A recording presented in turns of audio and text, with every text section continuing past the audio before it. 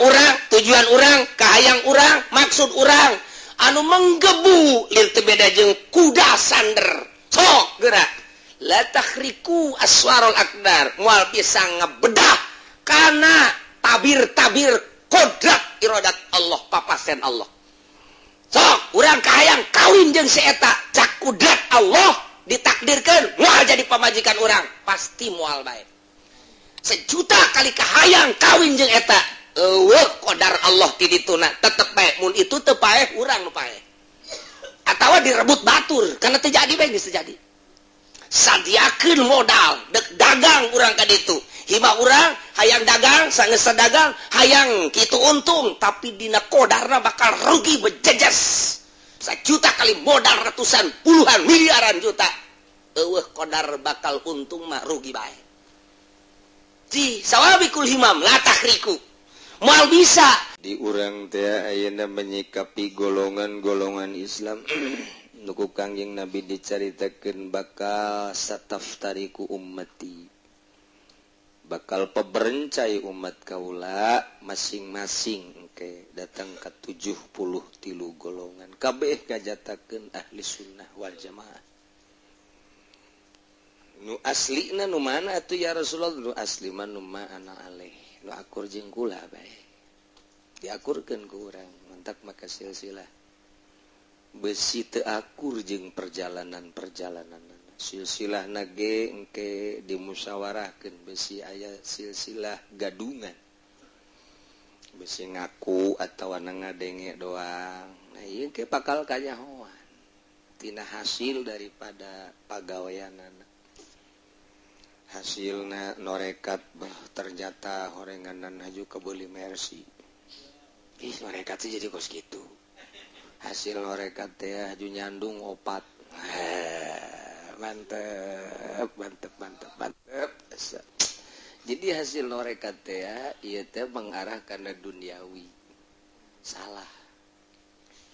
mentak ari ilmu nama dideuleu ilmu ti Tasikmalaya Ba'anom akur ilmu ti Banten akur ti Jawa Timur akur nu teu akur teh cara meratekeunana ti mimiti cara merekna anu sambarangan mentak begitu norekat teh jadi teu wauh jeung dulur barang norekat teu wauh jeung jelema barang norekat teh ego leuwih tinggi oh berarti ti mana ngamimiti ada ieu norekat justru norekat mah ulah kajahoan ku batur hatta pamajikan ge ulah nyaho urang norekat teu nyahoeun pamajikan urang teh kana pagawean ibadah urang cukup ibadahna ka Gusti Allah nu nganyahokeun Allah titik geus bae sakitu geus di mata pamajikan urang bangun biasa bae gitu buset wayah noel wayah ngagelang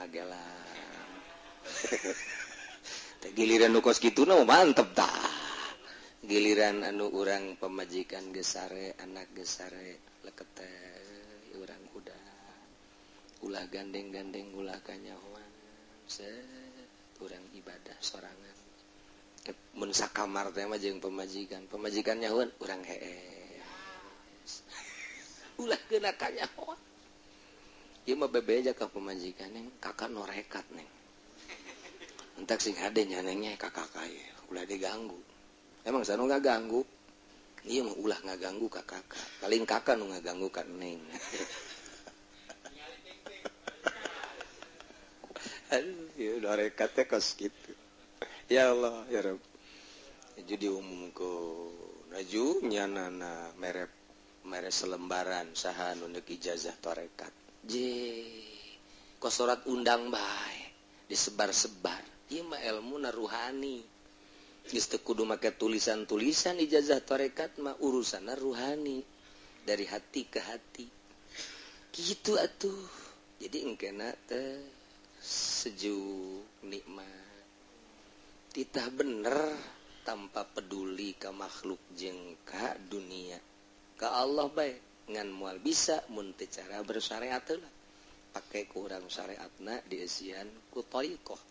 menuju hakikat geus ninahin kapanggih jeung budak akur kapanggih jeung nini-nini akur jeung aki-aki akur jeung nu sugih akur jeung nu susah akur jeung rangda akur eta mah akur bae bangunna jeung rangda mah tah terus jadi urang teh biasa bae mun bisa mun teu bisa ngasingkeun diri asa teu bisa hate teh ngolembar ku kitu mah mulai urang kholwah jadi kholwah teh kulantaran teu bisa hihijian jeung jelema satungtung bisa masalah mah enggak bae ternyata teu bisa hampir 90% ahli toriko ngabejan moal bisa ngahiji jeung jelema urang pisah tina jelema kholwah tuh kholwah nah ieu perjalanan ibadah menuju ridho Allah ngan ieu perjalanan khusus saha jelema na ieu nu kuateun kos kieu teori mah asa hese tapi pan ieu mah urusana panggupai Gusti Allah ka dieu yap cak Gusti Allah batur mah teu bisaeun nya mah kok bisa batur mah teu kuateun ko nya mah kuat atuh panu Allah digulak-gilekeunna ku Allah batur mah sare nya mah kerek ya tuh masalah batur mah dahar sapiring nya mah 2 piring kharikul adat eta akur jeung kebobule eta dibedakeun urang ku Gusti Allah kumaha ngamimitianana ieu anu kamari dicaritakeun ku urang teh nomor kahiji mengenal heula sanggeusna mengenal kemudian urang teh nyicipan sanggeusnya nyicipan karasa ngeunak surbi nginum lek mun cara nginum geus nginum kaseubehan sakar mabok geus sakar kakarak makom sohu ngaranna mun ibadah mun dina minuman kos kitu urang neuleuh heula minuman urang keur dahaga wih ieu minuman beuh bangun amis amat dideuleuh ku urang urang dahaga minumanana nya kadeuleuh amis nya tiis kadeuleuhna haju cuaca panas aduh masyaallah ngeunah amat cobaan asaan kurang seripit nya tiisnya amis teruskeun lak ululu turab hayang kene nginum deui hayang kene nginum deui bungkiang sakar ngaranna ngarasakeun seubeuna nginum makom ngaranna makom teh cager geus dahaga geus henteu tiis karasana ka awak eta carita minuman ku ari ibadah ka Gusti Allah dimimitian urang ku mengenal Allah heula ti wujud kidambako terus urang ditafakuran mengenal melalui tafakur pan urang teh mengenal Allah teh melalui syariat heula can kaharti cenah kiai mengenal Allah melalui syariat ngaji heula sanggeus ngaji cobaan ku ari ceng kulan sia geus ngaji geus nyaho kana haram jeung halal insyaallah syariat tah wau berarti sia ka Allah wau melalui syariat coba nek dicoba ku aing sia coba inon ye ih tambah bir sakian ayo coba inum geus sia imbung kunaon sia nu mantak embung haram wauheun ka Allah melalui syariat haram na minuman wau ta ka Allah melalui syariat ngaranna embung nya nama haram dibere ku urang awewe urang Lampung Putih waduh masya Allah haju bubuka di hareupeunna iya susuna mani neungtreut ya gitu apemna kadeuleng sep kulan coba tah nyana geus ridoeun jasa kasih hayangeun nu mantak ridho lain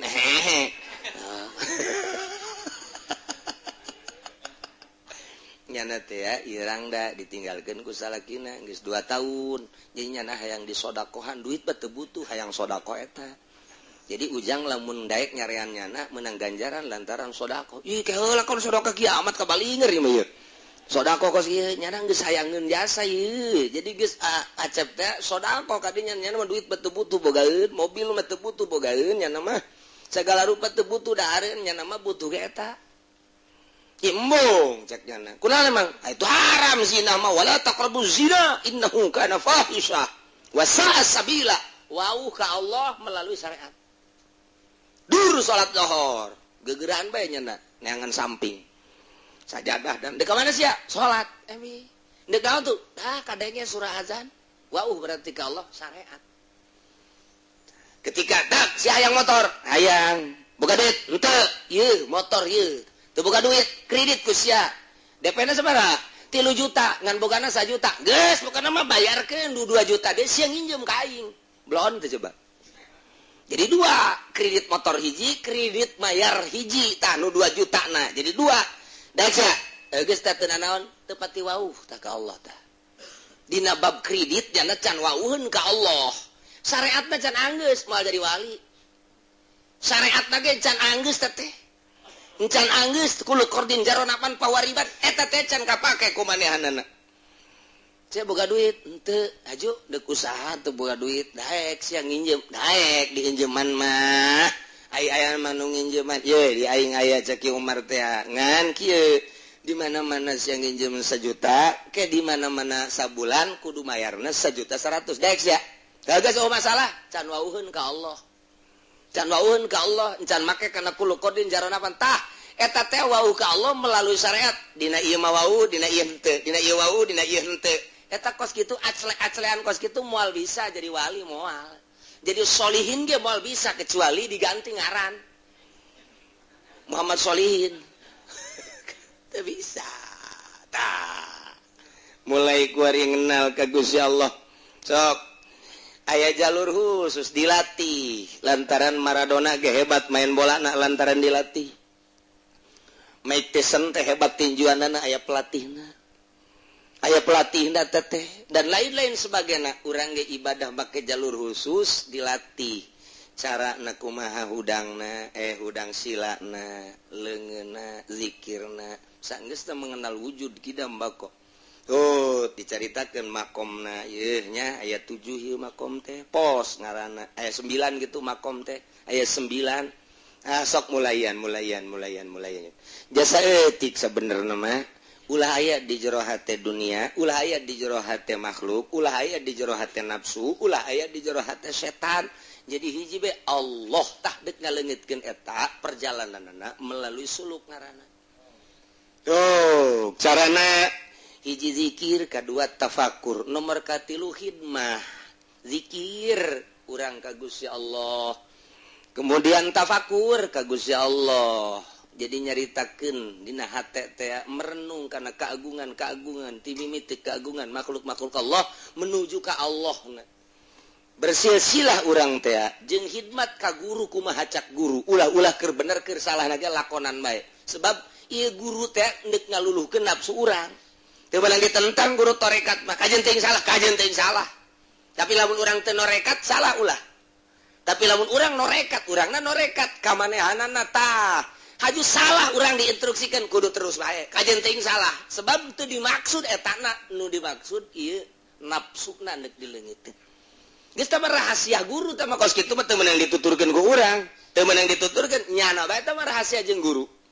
Batur nuturkeun ulah. Urang nuturkeun guru diajak ngariung wani keneh. Urang nuturkeun guru diajak salat wani keneh. Urang nuturkeun guru diajak zikir wani keneh. Urang nuturkeun guru diajak tahajud siap. Urang nuturkeun guru diajak puasa siap jasa. Balikan deui kuari. Urang diajak ku guru dititah dahar bareng jeung nyana usah. Leuwih ti siap tah mah. Leuwih ti siap. Diajak zarah siap jasa. Siap tah mah kos kitu mah. Kuari urang gitu nuturkeun guru dititah kitu sedekah siap keneh demi kaunggulan kitu pangkat siap keneh. Nah kuari cak guru teh kieu tuturkeun aing hayo pas waktu salat waktu zuhur teu salat guru asar teu salat bingung murid je kumaha nya ieu nya guru geus teu salat ulah loba ngomong sia segala mikiran salat segala naon tuturkeun aing isi aing nuturkeun bener apa teu ulah loba ngomong sia bener tah henteu aing tuturkeun magrib dia teu salat asar ge teu urang nu biasa salat titah nuturkeun guru teu salat teu kuat urang pipisahan bae can kuat urang jeung guru can kuat memang kos kitu perjalanan kawalian manya cenah aya nu teu salat lain maksud teu salat deuk datang ka mana ieu luluhna geus kos kitu bae teh urusan tarekat aneh bae geus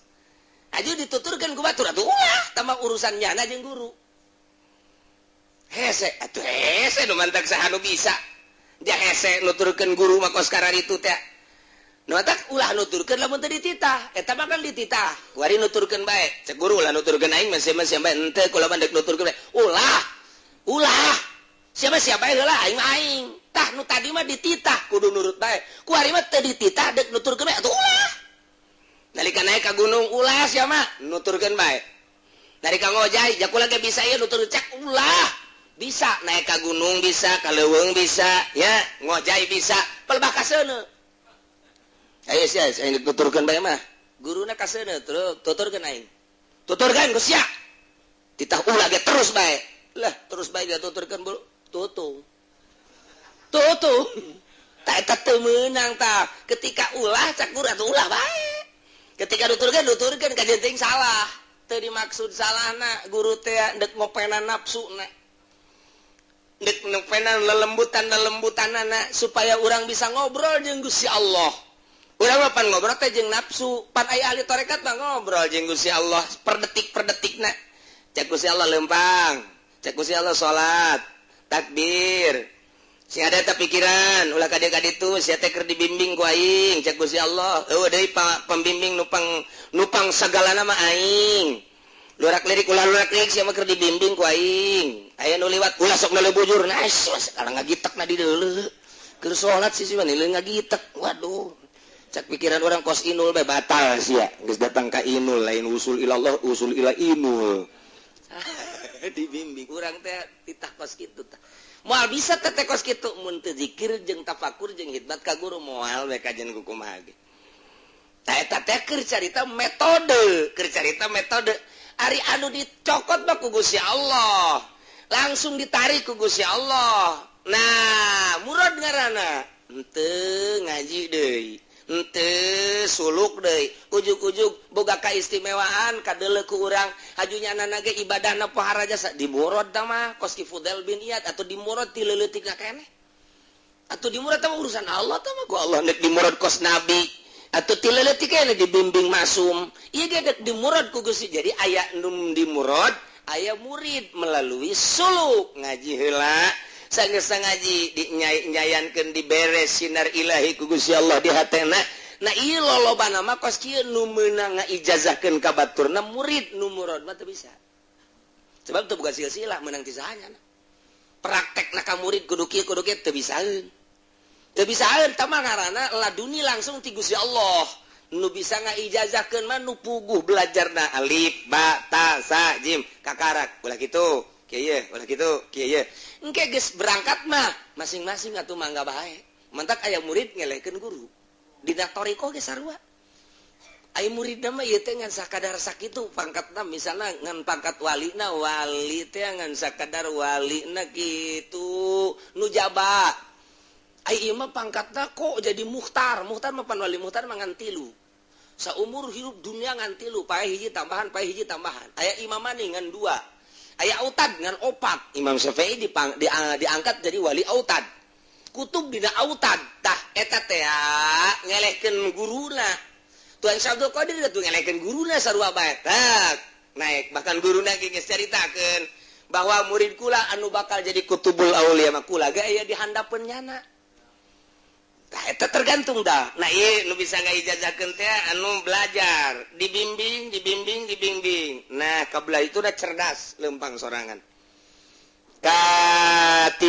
timana ngamimitianana, nah iya nu rek caritakeun tadi dahaga urang hayang usul ilallah, parabotna geus aya ilmuna, kuari urang berangkat ninggalkeun dunia jeung makhluk menuju usul ilallah. Ku cara zikir jeung tafakur khidmat kanu jadi guru sesuai jeung aturan anak berangkatlah. Nah, terus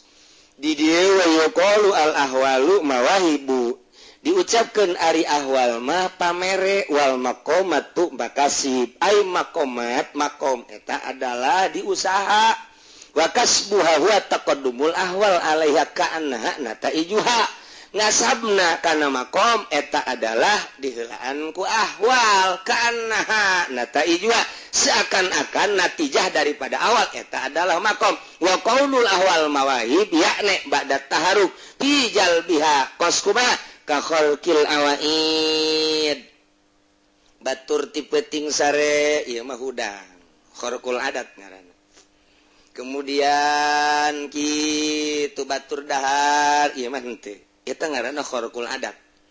batur manginum nya nama henteu batur beuh nu ngarokok ieu ngarokok kharqul adat ngaranna batur teu ngopi nya ngopi kharqul adat eta kabawa ku juri eta no basuh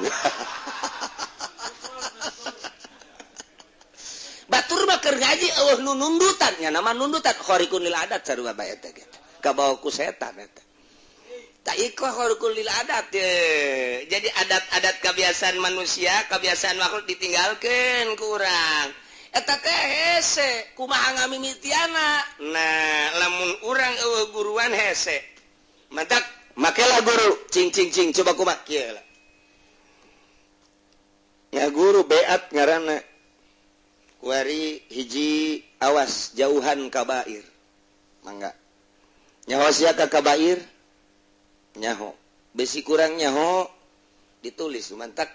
Mama Bakri nulis heula kabair padahal mah geus loba dina kitab-kitab kabair tapi lantaran ieu endek dimuridkeun ieu kabair dage ditulis ku Mama Bakri sempur dina kitab torekatna nulisan heula nya na kabair teh 1 2 3 4 5 6 7 8 9 10 40 kabair asana jang teu 40 wae dina fikih mah pan ieu mah thariqah kabair teh ditambah ai urang guruan mah hese tapi lamun aya guruan jadinya ho singade ieu kabairnya ieu nya singade tah ieu sia kudu dijauhan ieu kabair teh dibaca ku muridna bo kabair teh urang mah nu nyaho teh mabok zina maling judi maehan eta kabair anu geus jelas tah kos kararitu gorenganan aya 40 dina tarekat mah kabair teh pandek usul ka Allah beres nah ieu nu sogoirna ieu nu sogoirna leuwih loba sogoir geus tinggalkeun ku sia nu kabair tinggalkeun nu sogoir urang nuturkeun eta bakal khariqun lil adat naon sababna sebab beda jeung kita pikir ku eta bae ge geus beda urang bakalna geus beda bakalna tah ku eta bae ge heulana encan nae ka ditu lantaran naon lantaran puguh jalurna batur mah nyebutkeun kabair teh nu tadi teh ya ieu mah macem-macem kabair sogoir teh macem-macem geus urang bakal beda jasa jeung batur dina tingkah-tingkah urang padahal urang teh can sakumaha kakarake datang ka sogoir jeung kabair jeung sogoir lantaran make doktrin kabair jeung sogoir tah sakieu kabair tah sakieu sogoir ku ngalaksanakeun eta bage urang geus kadele beda ge bakalna jeung batur geus bakal beda dahar mah dahar bae tapi daharna ukuranana ukuran jang salat bae mun urang ngalaksanakeun berarti mun urang ngalaksanakeun urang tepat mun urang teu ngalaksanakeun eta dosa dina ilmu tarekat mah leuwih ti kabutuhan dosa terus kabelah dina waro batu dakikul waro anjeun kudu nganya-nya kana apik sok timbulkeun di diri maneh apik apik awas mimiti dahareun kudu apik inumeun kudu apik awas kudu apik cak guru dina kitabna dibere kaapikan urang teh ieu awas kudu apik nya singade ba bogana kendaraan bogana baju dan lain sebagainya kudu nyaho kokocoranana diapik-apik urang bakal khariqun lil adat ku geus sakitu bae ge nuturkeun metode eta bae ge bakalna geus khariqun lil adat urang geus kabairna dijauhan sogoirna dijauhan warokna kurang ditimbulkeun ku ari kurang mulai yakin aya ka Gusti Allah pasrah ka Gusti Allah taslim jasa ka Gusti Allah geus aya sorangan bakal timbul leban kabairna nu tadi geus ditauhan dijauhan sogoirna geus kemudian warokna kurang geus ditimbulkeun ku ari kurang urang mah pasrah ka Gusti Allah teh geus aya nyai-nyayan sorangan bakal nyai-nyayan sorangan otomatis bakal aya ngeunaheun hampa make metode ngaranna make metode nah kuari geus eta mah urusanana kos karar itu nah kuari mulai mata jeung ceuli di ka Allah keun ulah ayana naon di jero hate kunu tadi geus dilaksanakeun urang geus bisa kos belajar nulis hayang bagus urang nulis atuh henteu nuturkeun tulisan teu henteu make metode digentur mah ye nyeun alif cara nyeun alif kos kieu ye urang dipagahan nyeun alifna kieu ye nyekel kalamna kieu penana nyokotna kieu ye tet nyeun alif nya ba kieu ye dideleukeun urang deuleu ye tah nyeun ba kos kieu set tak kos kieu terus ain ogin pak dideleukeun teu menang teu deleukeun kieu ye carana lamun nyeun ain kieu set tuh eureun ka dieu puterkeun ieu kabuter-muterkeun kalamna kudu dideleukeun ku urang awas bisi salah puterkeun set puter ka dieu puter tet aya tipis kadal nyeun zal kieu ye tet tah sok eta bae heula teu meunang urang tulis nu lain nulis eta bae alif kudu akur menang ti guru cara nak kieu cara lamun urang teu daek akur bae bebeja ka guru kok alif kula mah teu akur bae bengkok nu teu bagus bengkok mah oh balikan deui kieu ye carana tek set nah nyeun alif sok oh heueuh ba kok teu akur jeung guru bakal diakurkeun bebeja urang ka guru lamun can akur mun geus akur sok laksanakeun kurang nyeun alif teu meunang wakan nulis nu sejen-sejen eta bae heulanan geus rada akur-akur bebeja ka guru coba hasilna alif ba ta na kabeh geus akur ye rada akur naek dibere ngan sakadar saeutik bismillah we bismillah engke bakalna mencakupkan kabeh bisa bismillah akur jeung bismillah guru bakal akur ieu keur carita nulis eta bae heulanan akurkeun cara narikna ti mimiti alif bakna terus datang ka beres geus bae urang setor ka guru sok urang nulis naon bae ge bakal nakaturutan ku maneh nulis sok dek nulis naon kata kakarak hiji engke kakana kripi kana dewani dan lain sebagainya dibere ke ku guru akur urang jadi make metode cara henteu kudu nurutan hiji-hiji cara di sakola teu kudu mun make guru mah alif bakna bae engke jang kripi ieu jang dewani ieu terus kabeh hot teh ku guru dibere rumus tak jadi bisa sorangan kayak kaditu nah ieu ibadah ge sarua ku guru dibere rumus bae ieu kabairna ieu tinggalkeun sogoirna ieu biar cara warokna ieu kos kieu warokna tah engke maneh hudang ti peuting mandi hudang ti peuting kabeh mandi wudu carana kumaha deuk mandi teh ya urang perasaan mayit dibere kunyana bukuna tah kumaha Bakri bahwa urang teh mayit kemudian urang dipandian terus dibersihan urang teh mayit rarasaan teh mayit bae geus kudu boga perasaan bahwa urang teh keur dipandian mayit beres mayit wudu beres urang boga perasaan mayit bae terus beres terus urang teh make baju urang teh keur dibungkus mantap nu bagus mah nu putih abeh jadi mayit beneran ya. Terus perasaan mayit alah geus teu daya teu upaya ai mayit kumaha ai mayit mah didieukeun diuk dikedengkeun ngedeng digigirkeun gigir dinangkarakeun nangkarak nah ieu mayit ngaranna urang teh ti mimiti mandi wudu kudu boga perasaan mayit nah geus beres urang nangtung ieu teh mayit geus atuh aya anu ngarobah-robah sa Allah urang teh keur dirubah-robah ku Allah sok ku Allah dirobahkeun anak Allahu Akbar satungtung urang boga perasaan urang encan jadi kudu leungit perasaan urang teh kudu perasaan teh ku Allah ditakbirkeun ku Allah disidakepkeun ku Allah dirukukeun ku Allah disujudkeun ku Allah atuh hese nu mantak hese ge jadi wali micin perasaan diri bahwa diri eueuh nu aya Allah jadi ku Allah bae geus tah sebab naon atuh cak saato ilah geus sawabikul himam la tahriku aswarul aqdar geus dibere-beja ku Syekh atau ilah di awalna dina hikam sawabikul himam himah urang tujuan urang kahayang urang maksud urang anu menggebu lir teu beda jeung kuda sander sok geura la tahriku aswarul aqdar moal bisa ngabedah kana tabir-tabir kodrat iradat Allah papasen Allah sok urang kahayang kawin jeung si eta cak kudrat Allah ditakdirkeun moal jadi pamajikan urang pasti moal bae sejuta kali kahayang kawin jeung eta qadar Allah ti dituna tetep bae mun itu teu paeh urang nu paeh atawa direbut batur karena terjadi bae geus terjadi sadiakeun modal dek dagang urang ka ditu hima urang hayang dagang sangeus dagang hayang kitu untung tapi dina qadarna bakal rugi bejejes sajuta kali modal ratusan puluhan miliaran juta eueuh qadar bakal untung mah rugi bae di sawabikul himam la tahriku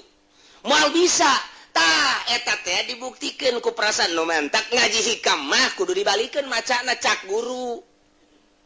teu kaharti guru bebeja maca hikam mah mun can dibalikeun can bisa lamun masih keneh kos kieu keneh bae lah tah mah bebah lalagan maca hikam mah kudu dibalikeun sugan teh mah dibalikeun macana dibalikeun perasaan lamun urang can tibalik perasaan lain wali ragap we diri urang mah kieu aya Allah aya naon dalilna aya dada melanana syariat keneh kudu kumaha tuh aya aing ieu aing aya ieu ku ari ieu tina eueuh kana aya tah eta teh dalil ayana Allah ulah Allah aya dalilna aya aing atuh leutik amat ayana Allah didalilan ku urang pan aya dalil mah tunjang aya tunjang mah tuh kudu teger ari ieu Allah nu maha sagala-gala didalilan ku urang tibalik tuh geus mulai jijah heueuh oge nya ngan sia ulah waka kadinya heulanan ieu mah keur carita ieu mah keur dongeng sia mah sia bae heulanan ente bae heulanan mun ngaji tauhid da wujud artina aya nya aya Allah dada melana aya Allah aya dalilah aya dada melanana dada melan teh jadi dalil Allah sedengkeun cak ilmu mantek dalil teh hujah teh tunjang Allah teh maha sagala-galana ditunjang kudu eueuh teu kaharti cek saatoy lah manya aing mah tunjangna lemah amat kudu kumaha tuh urang aya ti eueuh ka aya tah ieu dalilan ku ayana Allah tibalik tamun hikam geus maca hikam tibalik meunang ngaijazahkeun ka batur heulanan jadi lamun can tibalik can bisa. Nah iya urang ditungtun ku guru iya kabairna tinggalkan iya sogoirna tinggalkan warokna tarik pasrahna ka Gusti Allah lamun urang geus pasrah jasa engke ge bakalna urang kos lalayangan kumaha layangan di betot turun sanggeus di betot turun dat naon garang-garangna digitukeun teh diulur tuh ai osok masih ngadulang layangan penyaho dasar tukang ngadulang layangan kabeh beureuh ulur tarik kemat eregan kemat kakalergan nyet urang kos lang layangan dioper-oper kunu mentangna urang ge awak teh kos lang layangan bae dipentang ku Gusti Allah lempang sia diuk sia kicep sia dengekeun ku sia sok sia geus tah eta teh hese hayang datang ka perasaan bahwa urang teh ya aya dina tungtung curug Allah cek ngomong sompral nama tak ndek datang kadinya mun geus datang kadinya wali ngaranna maka baca hikamna dibalikeun sawabikul himam la tahriku aswarul aqdar kahayang urang teh moal bisa ngabedah kana qadar Allah atuh ai kos kitu mah urang tuturkeun atuh qadar Allah jah kahayang tinggal kahayang ai cak qadar mah henteu bae urang henteu ai cak qadar heueuh bae urang nuturkeun qadar yuk atuh eta nu bagus mah cara nuturkeun qadar ieu lah kudu boga guru. Nah ieu nu hese ge neangan guruna eueuh cenah meureun atuh aya satungtung dunia aya can kiamat guru torekat aya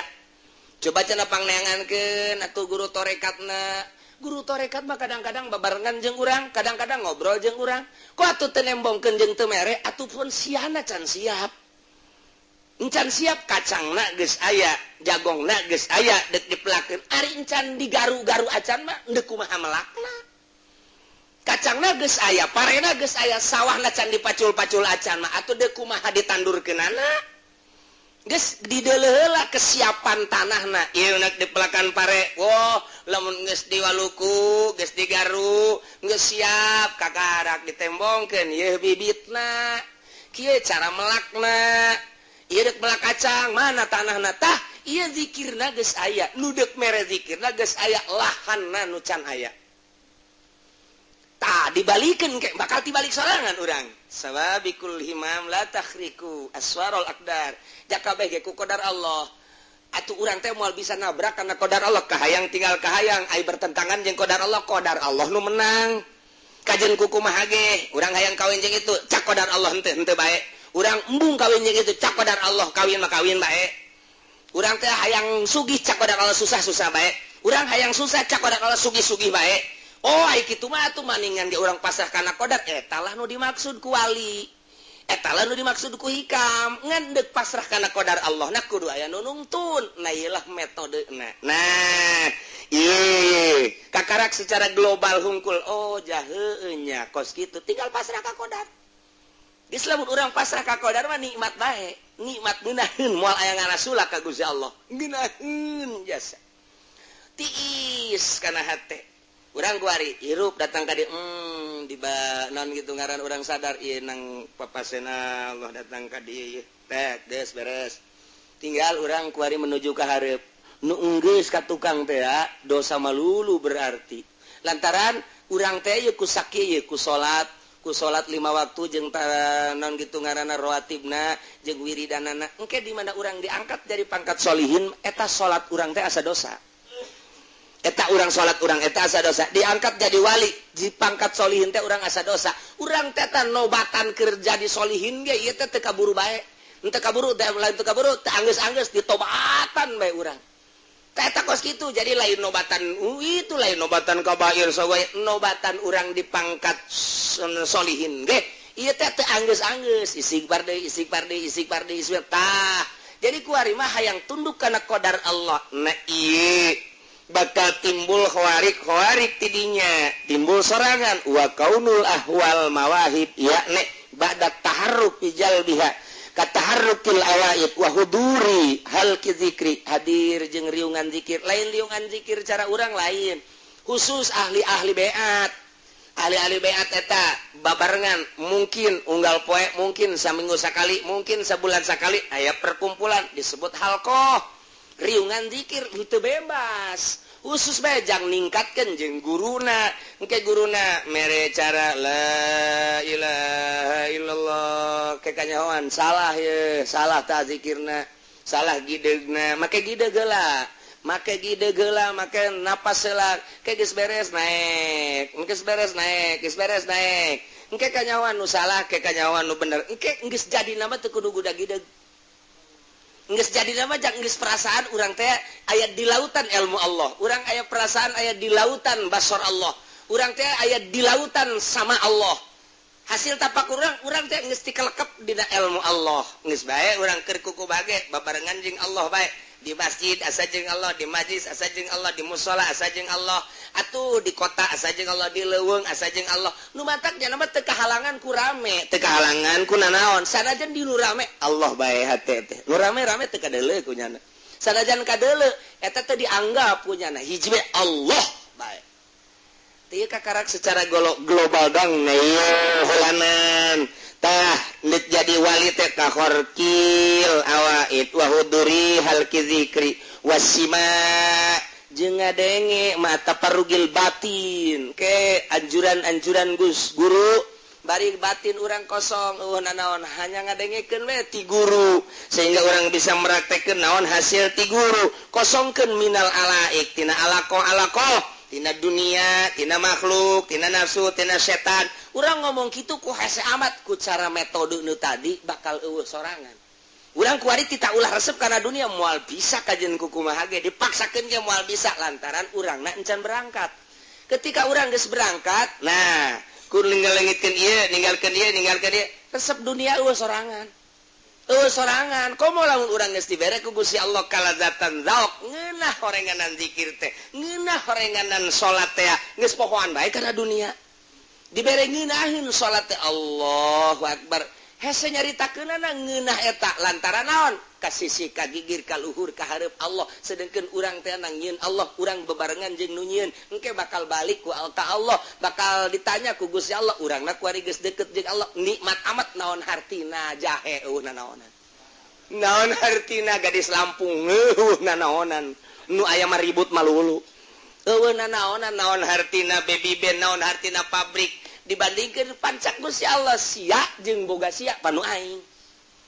sia jeung nu milik ku siapa nu aing Aisyana kuari jeung geus deukeut jeung aing teu nganggap urang kana naon nu aya nah iyalah sakadar metode cara heula geus urang ulah sosolonongan kuari mah urang keur syariat nyareat bae ngan urang sabisa-bisa naon anu sok dibacakeun ku guru dipraktekeun urang tuturkeun ulah ria sabisa-bisa urang ulah ujub sabisa-bisa urang jeung adab-adabanana sabisa-bisa urang eta ge sarua bae kos kitu ge ngan encan make bimbingan khusus doang ai dina zahir mah bakal akur jeung bakal ngeunaheun sarua salat ge ngan ngeunah biasa bae encan ngeunah nu sakumaha moal ngeunah nu sakumaha dibimbing ku guru ngeunah mah ngeunah tadi da coba ge nu tadi da urang usolli sejak ulah salat fardu zuhur 4 rakaat capek teh salat kos kitu teh lain lalagan capek bae sok tinggalkeun geura Allahu akbar Allah nu maha agung bakal hampang Allahu akbar ih ngeunaheun salat ti peuting teh sababaraha rakaat ieu mah lain lalagaan kula mah wani sumpah lamun urang make Allahu akbar menang 4 menang genep dicapek tapi urang lah Allah mah nyahoeun ieu urang nu mantak hudang ge dihudangkeun ku Gusti Allah nangtung tengah peuting ieu teh pan nyahona urang tahajud jadi Gusti Allah atuh Allah teh nyahoeun men urang dijieun ge nyahoeun geus Allahu akbar hampang bakal ngeunaheun jasa ge salat ge lain lalagan sok buktikeun ge peuting tas tonton TV salat ieu mah buktikeun bae heulana ulah waka norekat heula ulah waka norekat ulah carita tasawuf carita salat bae heulan pinuh kayakinan Allahu akbar tek ceuli datang ka teu ngeunaheun bae kula mah wani sumpah Allahu akbar ngan eta teh kudu kuraya yakin atuh aing ieu hudang ti peuting dihudangkeun ge ku Gusti Allah haju ieu aing hudang ti peuting teh cak Gusti Allah tahajud atuh aing kunaon make jeung hese-hese Allah nu mere nyaho ka aing bahwa ieu teh tahajud haju ieu salat urang ku hese-hese teh geus ja Allah mah nyahoeun ieu Allahu akbar engke ge geus geudeun assalamualaikum Allahu akbar ih jahare ngeunaheun ieu nikmat ge datang ka jam 3:30 tas 3:30 istirahat repes hudang jam 8 aya tahajud terus subuh henteu ngan ieu mah keur carita di dija baheula eta teh nurutan ahli tarekat eta lamun urang timbul yakin bakal ngeunaheun buktikeun ge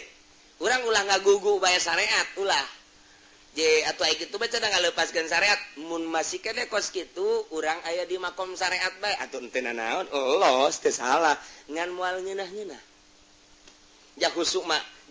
engke timbulna tina yakin lain tina ngamaknaan ayat lain tina ngamaknaan lain tina napakuran keur salat husuk mah pamere Allah tina yakin urang keur awalna ge geus yakin Allahu akbar cak Allah pinter sia salat ka aing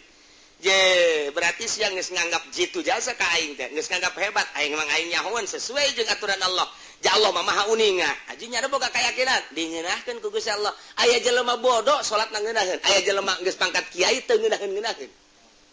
nu matak sok ari mah ulah waka nyaritakeun jauh-jauh teh heulanan ulah waka nu tadi mah jauh teh mun kukula dicaritakeun dina tulisan Mama Bakri panjang jasa eungap jasa ieu mah eta bae geus salat yakinkeun nang Allah Allahu akbar di jero eta teh geus aya niat cek ahli tarekat komo cek ahli hakikat Allahu akbar Habib Toha baheula Habib Toha lamun salat Allahu akbar Allahu akbar Assalamualaikum beres geus jago jasa nu mantak aya teh pemuda salat cepat jasa kunaon sia cepat amat atuh aing salat leuletik tapi aing mah di jemping-jempingkeun mah geus caknya mah trial meureun tapi kudu aya yakin lamun urang teh yakin tetep terjadi Allahu akbar yakin ulah yakinkeun mun cara tadi ge yakinkeun hudangna nang Allah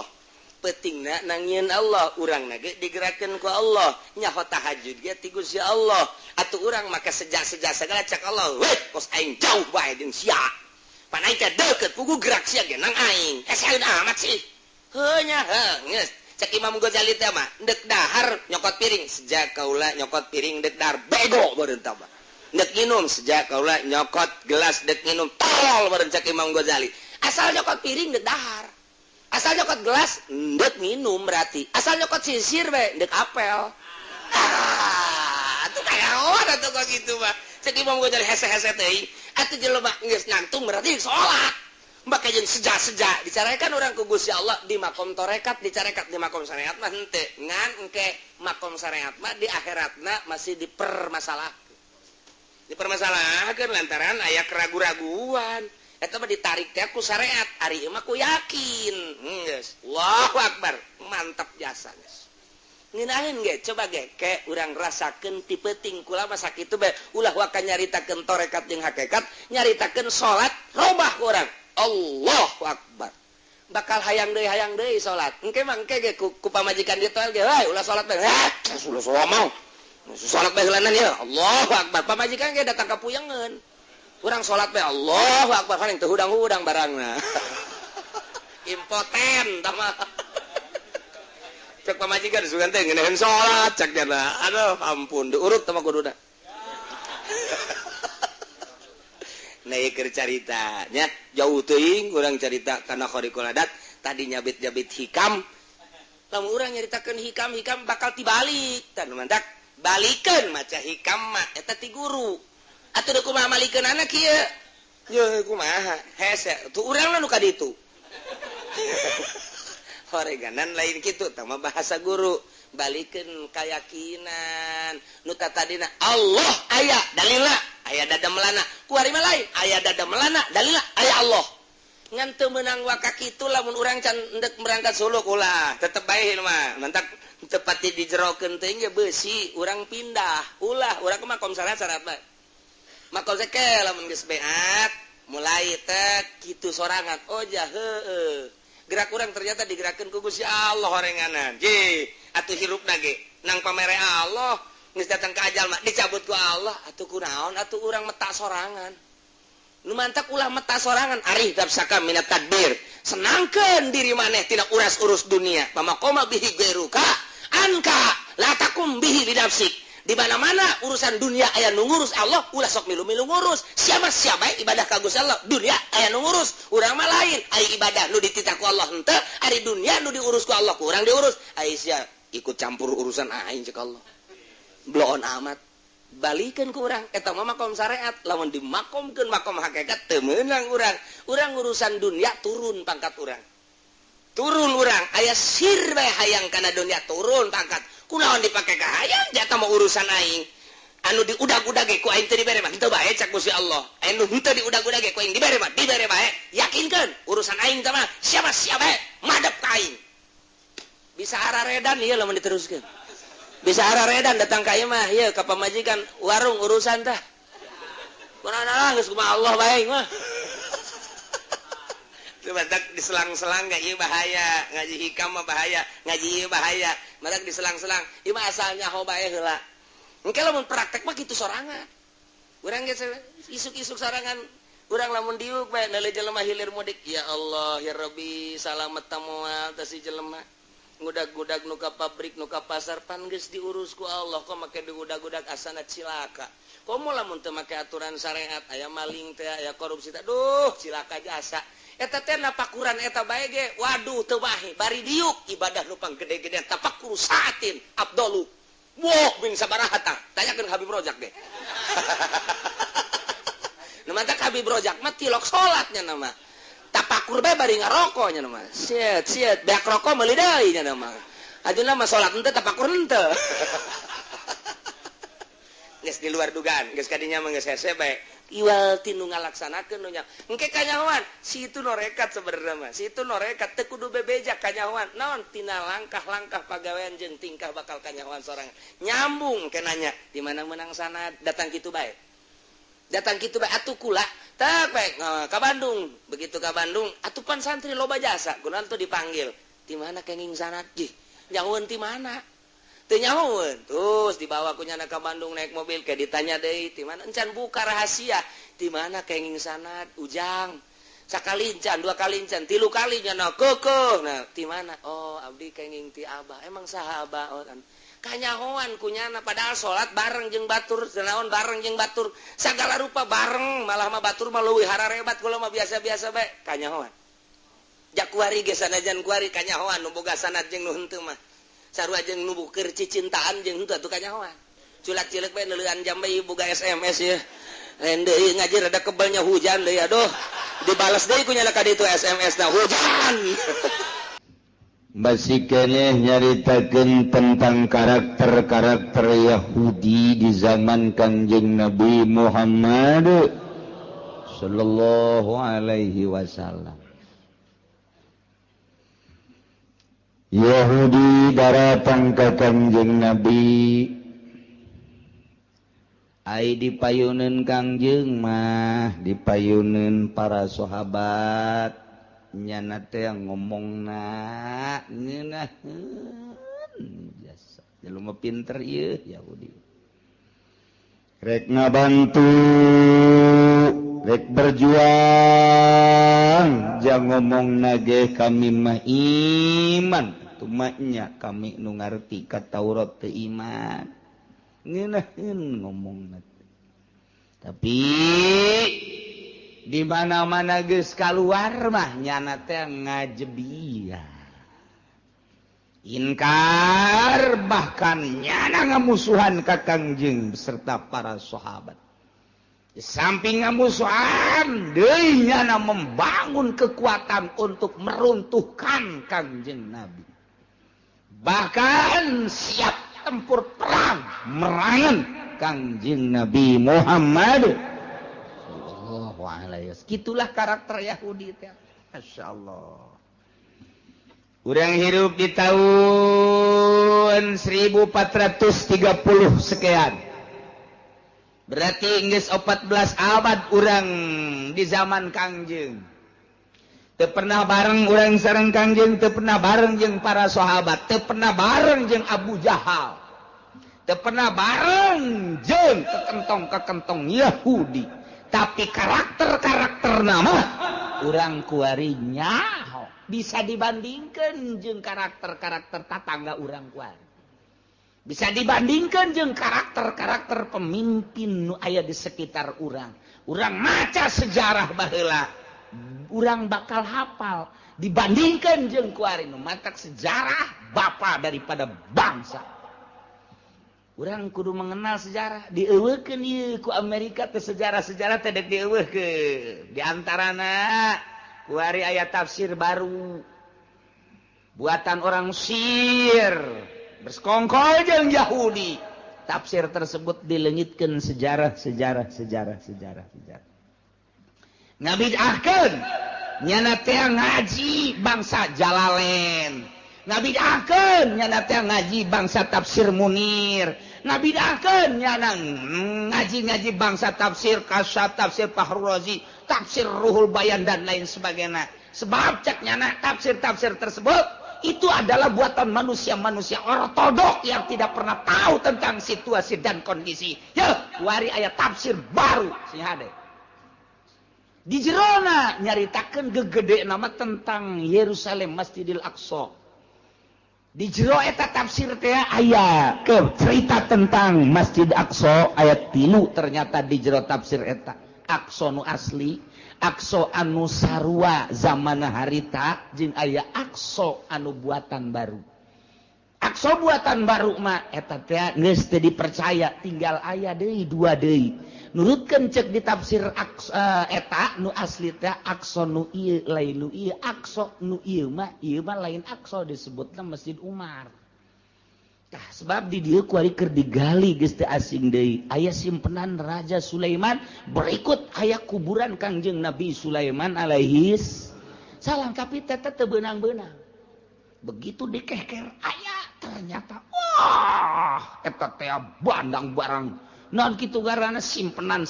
Kangjeng Nabi Sulaiman, emas teh, berlian teh, yakut dan lain sebagainya. Tapi datang ka kuari teu beunang-beunang. Kesulitan orang Yahudi ge, tapi ternyata memang menurut peneropongan jeung satelit aya di dinya. Maka kuari dek dibongkar total Masjidil Aqsa teh geus lain di mimbar bae, dialihkeun lantaran besi perang dunia. Aqsa nu asli ieu heula disebarkeun ke tafsir sih ada engke. Sih ada tak engke aya penelitian ke unggal-unggal daerah di Indonesia khususnya lantaran terbanyak pesantren sedunia adalah di Indonesia. Mulai engke ye di Indonesia diinstruksikan bakal aya 24.000 pesantren nu bakal didatangkan 1.000 pesantren. 1000 pesantren bakal diteliti teteh jerona ngaji naon kitab mana baik tercampur henteu jeung sekolah nu yayasan mah geus teu dianggap pondok pesantren ulah beja-beja ieu urang bae nu ngaji bae mah ulah beja-beja kanu sejen ieu mah urang bae geus nu ngaji engke kiai di itu ngaji kitu deui engke kiai di lembur ngaji kitu deui atuh nyaho kabehan kajeun seluruhnya 24.000 pondok pesantren nusantrina iya sa Indonesia aya 7 juta nu keur diopenan ieu teh tah na ieu 1000 pondok pesantren engke bakal aya penelitian ngaji naon bae fan terus engke kadituna dua alternatif imma erek diganti make kurikulum wa imma erek diperkuat kesalapanana lantaran melihat kehancuran moral bangsa Indonesia jauh dibandingkan jeung 20 atau 30 tahun ka tukang teh sangat beradab Indonesia di dunia ieu tapi setelah kuari ieu hancurna sarua jeung luar negeri contoh aya tawuran baheula mah urang ngadenge di Inggris di Jerman kuari nu tawuran urang Cikupa baheula nu gontok-gontokan teh ieu adalah supporter Juventus Inggris baheula. Tapi kuari mah ieu supporter Susia nyaho sia aja sia meureun. Eta kos kitu coba teu karu. Ieu akhlak dek dikamanakeun. Ieu anak-anak urang nu karak SMP nu karak SMA. Berarti eta teh calon-calon pemimpin. Anu kalaluar ti unggal lembur sakumaha siraru. Butuh dukungan teteh kos kitu teh tapi di satu sisi moralna deuk kumaha polisi sampikeun ka geus bingungeun da polisina ge sarua ieu deuk kumaha coba ieu kakarage awalan anu geus korban terbunuh dari tawuran tersebut geus sabaraha puluh mungkin ratus ieu kakarage sabaraha tahun tumbuh model kos kitu encan 10 tahun ke depan bakal kumaha melihat dari sudut eta ulama kuari keur mempersiapkan ke depan bagaimana. Setelah diteliti satu-satuna hanya pondok pesantren nu bisa ngedidik akhlakul karimah. Nah, engke ieu bakal diteliti, ulah kaget. Ya, para kiai tenang bae, mun ditanya, ieu kumaha naon bae kitabna bejakeun. Hatul muin. Naon deui? Riyad, naon deui? Takrib, naon deui? Sapina. Anu perug besar naon? Sapina. Kajeun geus pokona mah. Mun ditanya engke ka dituna, siapkan teh ieu teh disejajarkan dengan formal? Tidak siap. Dek disejajarkan jeung SMA. Jadi urang teh boga ijazah. Engke ijazah pondok pesantren teh bisa pake asup ka cinglung. Ka egel. Atau kemana bae. Nah iya, kompak kabeh untuk ulama nu 1000 teh ya. Engke sabaraha persen nya teh ieu suarana. Lamun 60% siap untuk disejajarkan, jadi berarti pakai kurikulum. Tapi lamun 60% tidak siap, tidak jadi pakai kurikulum, tetap akan diutuhkan. Ilah akan dijadikan sumber dari segala sumber pondok pesantren tinggal kumaha kiaina. Lamun kiaina kuari bisa disogok, kiai bangpak pamah geus kitu. Kita kiai bae atuh disogok atuh kumaha hansip. Sudah ceritakeun cak hansip pula mah teh. Ieu kiaina bae. Dek milih bae dek milih make nungguan saha nu mere duitnya tolol. Ieu teh pas sagede kiai eta sagede kiai. Eta kos kitu. Nah ieu engke bakal aya tafsir-tafsir. Sebab naon nyahoeun Amerika. Kekuatan di Irak adalah ieu orang-orang anu selalu naon kitu ngaranna memperkuat tafsir-tafsir, sejarah-sejarah. Sedangkan sejarah adalah bapa daripada bangsa. Geus dipicen teh ka sungai Tigris baheula teh ku orang Yahudi. Peradaban buku peradaban Islam teh geus dipicen ka sungai Tigris timbul deui kuari. Mata kewalahan. Selalu aya atuh hadisna Bukhari jeung Muslim teh apan terus-terusan dibaca, ditafsiran terus. Datang ka kuari tumbuh deui ieu teh di dunia teh anu memperkuat kesalapan masih alhamdulillahirabbil alamin ku Yahudi dengan cara dimodernkan kuari teh encan sukses. Mantak eta mah bakalna moal tah manu kos kitu mah bangsa yayasan-yayasan moal didatangan ieu mah pondok pesantren salaf 1000 jumlahna bakal didatangan. diteliti engkena teh. Nah ieu tinggal suara terbanyakna mempertahankan salaf apa mempertahankan modern engke bakalna aya tah hasilna. Nah mantap cik ulah bejaan ka kiai-kiai mun ditanya siap apa tidak disetarakan dengan formal, tidak siap. Bagaimana nanti setelah itu murid-murid Anda? Bagaimana Allah saja? Itu baik. Tapi kan kita harus menciptakan anu kumaha sia bae. Nah iya bakal. Duh, Masya Allah. Sebab mengaburkan sejarah Nababari Jahasan. Engke timbul ke tafsir taruhnya. Dibaca, oh bal bisa. Tak merencana Yahudi tiba heula kos kitu mah. Alif hiji bae Al-Quran mereaksi. Percetakan dah Bandung sabara kali mengkaburkan percetakan dah tetep bae teliti. Alhamdulillah masih keneh loba nu hafizul Qur'an nu bisa neliti tentang alif ba. Eueuh hiji komo eueuh sakalimah mah. Oh diusulkeun. Teman-teman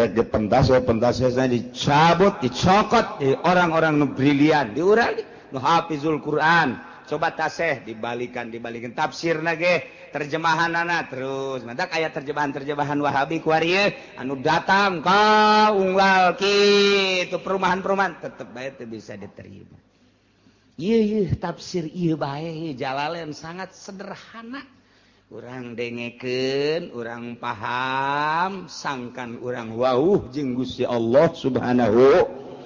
wa taala. Nah, Yahudi teh kos kitu karakterna. Datang ka Kangjeng Nabi. Padahal mah nyana datang nanti mawa kakufuran. Ke kaluar Kangjeng Nabi, kufur keneh bae. Jadi terobah. Walaupun dipayunin Kangjeng mah ieu nyana amanna iman deuk ngadukung. Italah karakter musuh-musuh Allah Subhanahu wa ta'ala. Ieu dijelaskeun aya. Wa idza ja'ukum qalu amanna وَقَدْ دَخَلُوا إِلَيْكُمْ بِالْكُفْرِ وَهُمْ قَدْ خَرَجُوا مِنْ عِنْدِكُمْ بِهِ وَلَمْ يُؤْمِنُوا وَاللَّهُ أَعْلَمُ بِمَا كَانُوا يَكْتُمُونَ وَاللَّهُ أَعْلَمُ بِمُرَادِهِ. Ngadengikeun ayat mah lain deui ceuli urang teh beda jeung ngadengikeun bangsa tembang Sunda. Lain deui. Komo lamun urang geus ngadenge kitu ngaran garang-garangna tembang-tembang Sunda ceuli teh asana ngagiuk-giuk bentar nikmateun kana jajantung bari ngopi aduh ya Allah ngeunaheun mah di suara saha barang didengekeun heti ku sendang.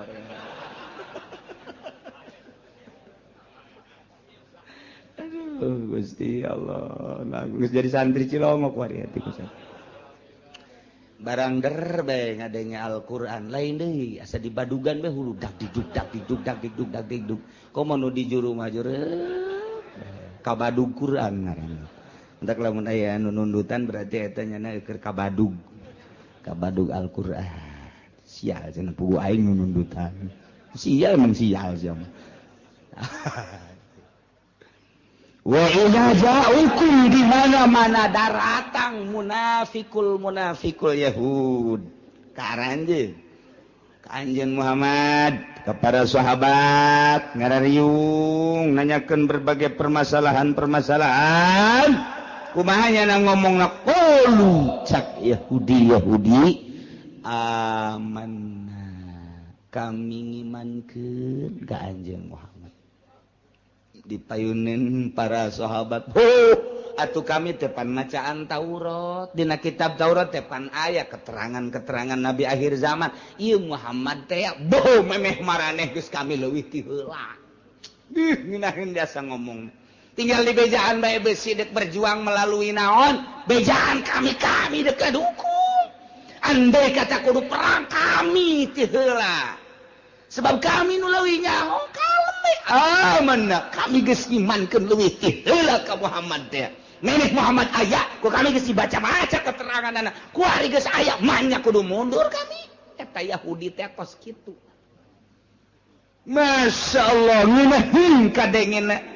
wa qad dakhalu ilaikum bil kufri nyana asup kamaraneh kabeh mutalabbisina bil kufri mawa kakufuran wa hum qad kharaju min indikum mutalabbisina bihi bari nyana kaluarga tetep bae mawa kakufuran berarti asupna kufur kaluarga kufur tapi ucapanana ketika asup berhadapan jeung kanjeung berhadapan jeung para sahabat ngomongna aman nah berarti omonganana ieu diharap mah kitu ditukangkeun mah lain omongan nu buang kawarah teh kos kitu kos urang musyawarah masjid di lembur begitu tek deuk nyieun masjid oh siap emang diharap-harap ngabangun masjid teh deuk ilaha geus pokona mah aing nu diharap eta ngomongna mah ngejeger-jeger kana ceuli panitia dek begitu berangkat saminggu ditungguan eueuh 2 minggu eueuh sabulan eueuh bahkan ngaco di tukang alah budak ngabangun masuk masjid teh sakieu keur darurat da urang dahar hese ngabangun masjid tolong teman panitia goblok teman panitia geus budak sok ditaluturkeun tah ai ka panggih mah kamari teu bisa hadir engke make beung musyawarah deui mah hadir geus kudu tiheula geus diajakan geus kabeh tah dihareupeun mah masyaallah luar biasa hebat jasa tapi lamun ditukangkeun darurat ieu nya nyeun masjid belum habak masih geus kitu eta kos kitu teh karakter Yahudi di lembur Cikupa aya keneh alhamdulillahirabbil bukan lembur aya keneh masyaallah karim teh suwung-suwung kitu jeung kitu bae datang ka kiamah terus bae anu negakeun Al-Qur'anul Karim moal eueuh la yazalu taifatun moal eureun segolongan zahirina alal haq terus bae kajen teuing situasi jeung kondisi rupak luar biasa baheula zaman obor kuari zaman listrik baheula zaman surat kuari zaman SMS tetep bae nu taifatun zahirina alal haq moal suwung-suwung di luar negeri, di dalam negeri, di negara Islam, di negara kafir tetap baik janji Allah melalui hadis itu diucapkan ku Kangjeng Nabi tetap baik moal eureun taifatun zahirina alal haq bakal aya bae saurang bae mah di hiji negara bakal aya bae di negara mana bae bakal aya bae atuh tangtu bae musuhna bae bakal aya bae turunan Abu Jahal ternyata aya nengket di Cikupa eta tah nengket nengket teh jeung nongtot kakadi nengket mah leuwih leutik dibatan nongtot kos betik jeung betok betik teh leutik libatan betok padahal eta keneh tuh kos kitu nah ieu teh terus bae meureun bahkan kadugalan beuki akhir zaman beuki tumbuh pesat nu zahirina alal haq beki saeutik beki leutik beki saeutik beki tapi tetep aya eta teh janji la yazalu taifatun zahirina alal haq tetep bakal aya bae di saat batur teh breg ngilu kabawa cah ka ditu tetep bae bakal aya bae jelema nu teger nyaritakeun Al-Qur'anul Karim nyaritakeun hadis Kangjeng Nabi tanpa pamrih eta mah janji bakal aya bae jang ngoboran masyarakat eta mah geus nyaho mah sabodo dibedakeun haram ya haram atuh terus bae eueuh masalah eta mah emang meureun bakal dijadikeun suluh neraka ieu teh mah eueuh masalah dijadikeun suluh doang dibulak-balik dibalik-balik pake ngarerab tah eta mah geus sabodo bae ngan tetep bae bakal aya bae muncul bae dah muncul Gus Dur di Indonesia diakui atau tidak diakui dunia telah mengakui lantarannya ada bakal merubah negara yang tahu hanya orang-orang tertentu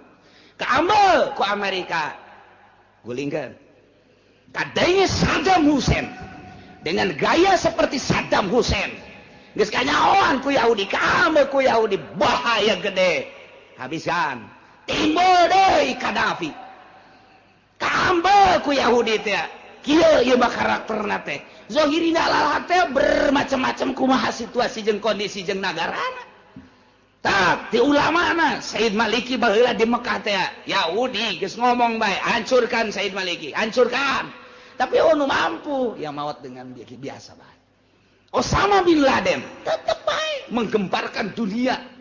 Kajen kumaha ge informasina ulah aya nu bagus-bagus bakal muncul bae percaya atau tidak, mengaku atau tidak, justru Yahudi ngalawan Osama bin Laden. Kos-kos kitu bae zahirina alal haq teh kos kitu tak per kabupaten, per provinsi, per negara bakal aya bae sekup nasional atau internasional. Zahirina alal haq teh aya bae. Sakedeung atawa kebalna lain urusan urang urusan Allah ngan Allah teh kos kitu bae sejarahna tetep bae manusia teh supaya aya bae nyaho bae kana hukum teh tetep bae aya lantaran engke masih di sidang ketika persidangan akhir di mahsyar engke maneh kunaon teu ngalawan kunaon milu ka Yahudi apa informasi aya cak kabehan teh di tahun sabaraha maneh hirup tahun sekian saha zaman harita rajaan anu kiaina saha pernah maneh ngadege informasi pernah nurut apa henteu neraka sia jam persidangan sia hirup tahun sabaraha 2000 sekian zaman saha SBY kiaina saha bae UJ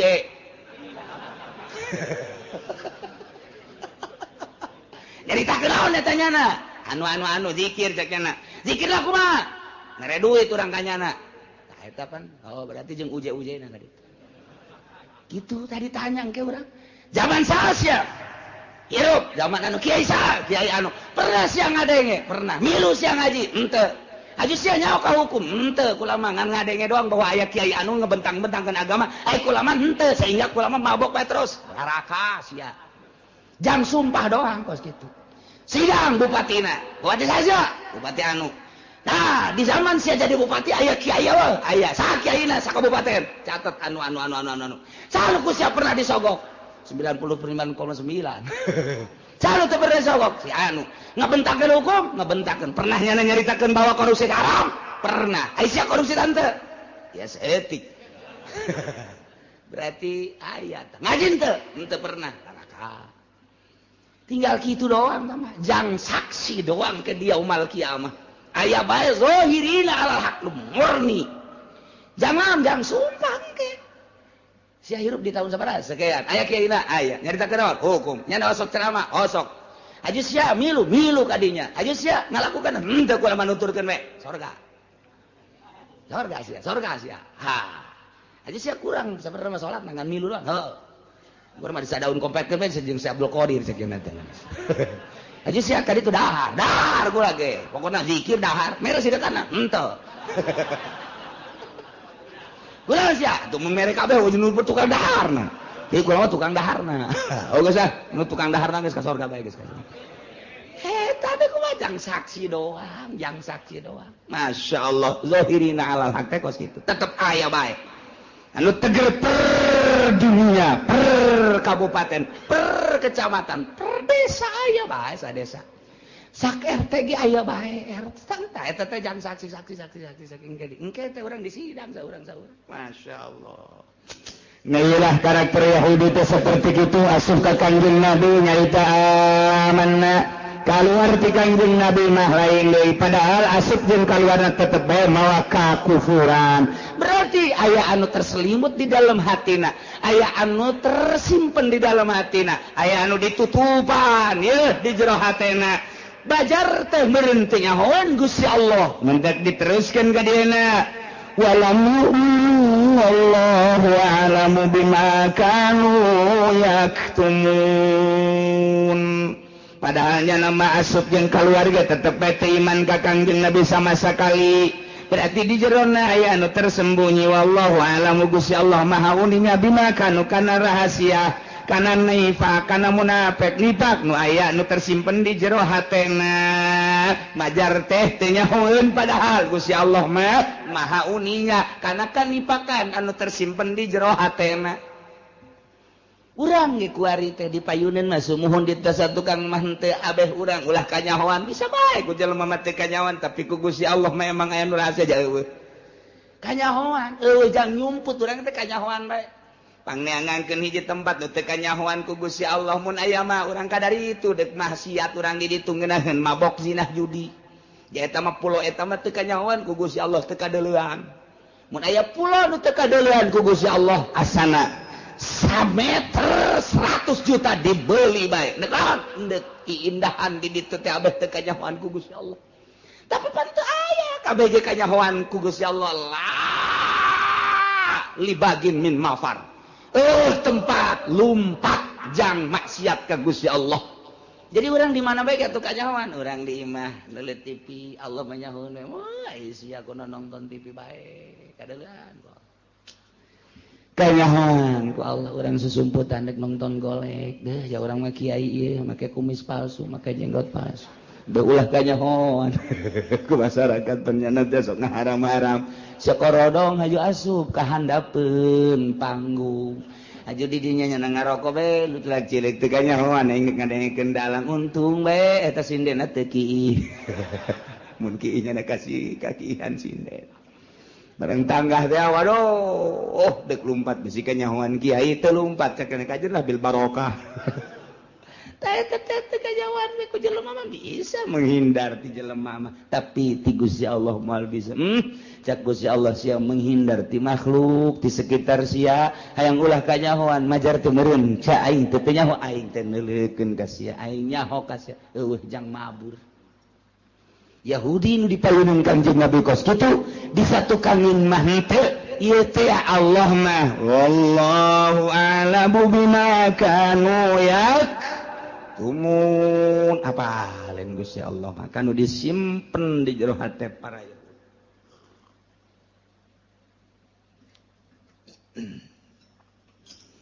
wa tara katsiran يسارعون في الكفر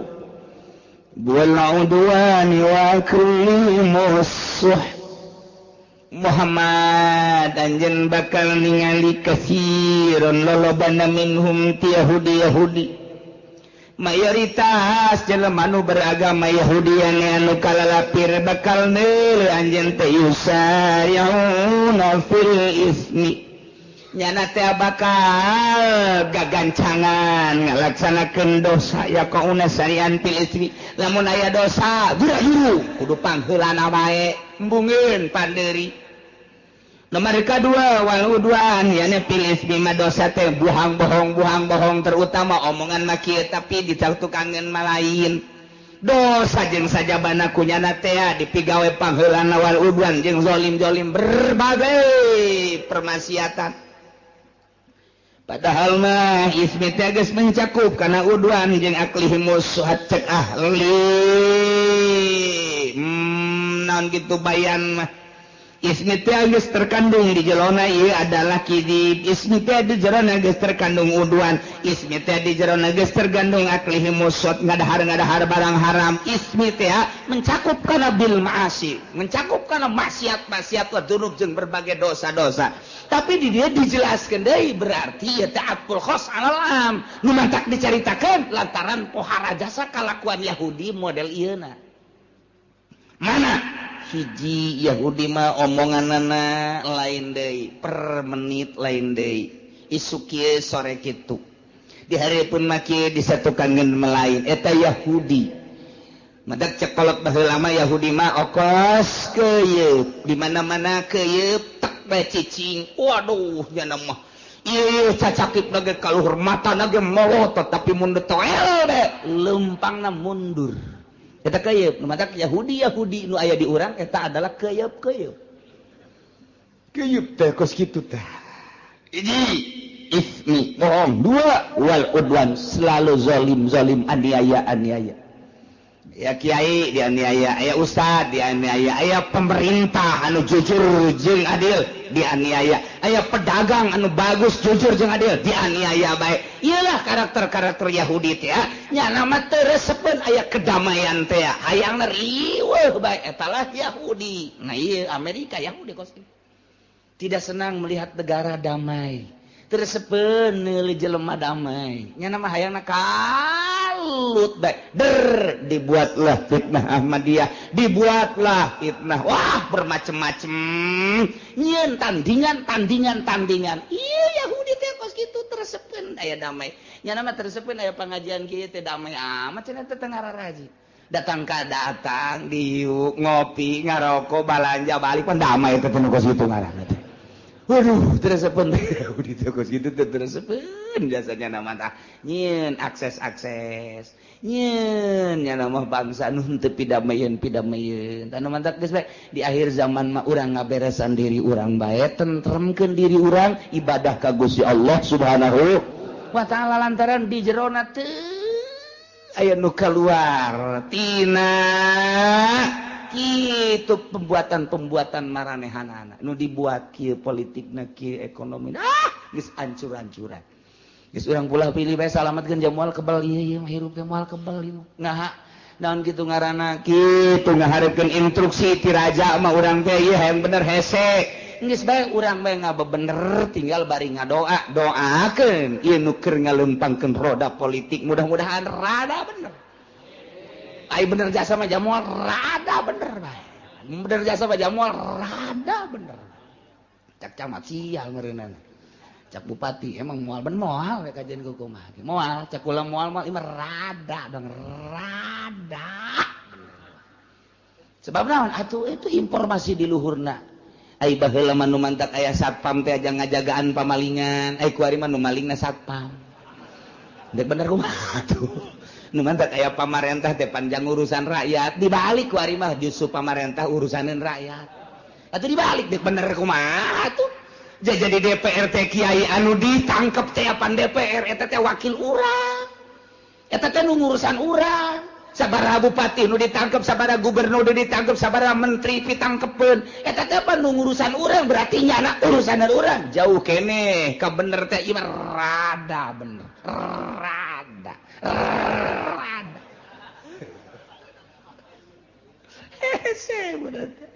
geus urang ngadagoan rada bener urang yuk urang ngabebener babarengan urang na rakyat nu bener bari ngadoakeun ka pamarentah supaya bener lantaran ieu nagara urang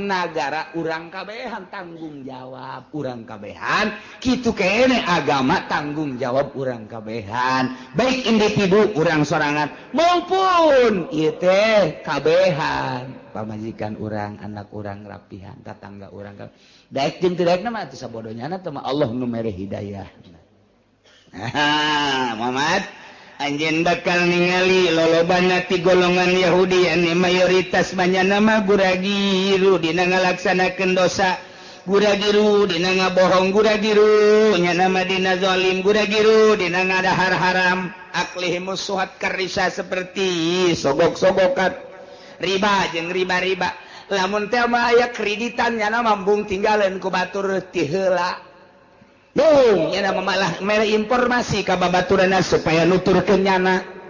Kitu kene lamun aya pilkades, pilkada, pilgub, pilpres, eta teh ngadagoan sogokan-sogokanana. Teh eta teh aklihimus sholat. Haram teh riswah, eta teh haram, tapi pan boro-boro hansip kiai na ge ngadagoan. Haram, mantap kiai teh jadi panutan. Mentak kiai ngomong kunaon nya ka aing teh daek ngararaji heran jasa aing manu ngaji teh tadina aya 100 ku ari ngaletikan jadi 20 ulah disalahkeun nu ngajina lantaran eta omonganna timbulna tina tanaganya na meunang nyogok aya atut liwatnya na nyokot eta ayo sia kiai kamari dibere 100.000 kan ngaku sia rukun wudu sia moal laku kajen ku tetep ceuli aing datang ka laku bae aing mah percaya jasa ka Al-Qur'anul Karim percaya jasa ka ucapan Kangjeng Nabi Muhammad sallallahu alaihi percaya jasa ka ucapan-ucapan para supi-supi lamun beuteung sia ngadahar sogokan kos kitu nu 3 juta aya kan aya nu 3 juta anu sabaraha juta deui sia meureun diberena ya Allah ya Rabbi nah dahar ku sia ucapkeun ku sia rukun wudu tek datang ka laku bae cenah udang-udangna gede 5 make udang-udang sia Ayo tumpukan cenah geus kolot jenggotan jeung geus huisan moal laku sia gajen kuku paling disengseikeun sia naon sababna ieu energina tina tanaga hasil daripada ristah wa aklihumus swat bejakeun ka kiai nu make udeng-udeng ya kitu kitabna beus teu percaya wa aklihumus swat Yahudi nu gegeuraan ngadahar barang sogokan rukun wudu cenah teu laku bongan sia bongan sia baheula mah kiai teh cara ricing we diondang kiai kalimat kula pangmagahankeun ngaji hayang nyohor rukun wudu buh pohara jasa ta kiai boga mustika ti Kanjeng Nabi rukun wudu jeung rukun salat dipake kahayang ku tatangga panggil deui ka ditu duaan tiluan ge kiai pangmagahankeun kula berarti energina luar biasa ieu mah deuk bae urang deuk ngayakeun pangajian teh saha nu ngajina kian sanu gajina kiaian esok waean gitu kan sakitu hebat ngomongna lain ngomongna kunaon kamari hadir di lapangan nyana nu ceramahna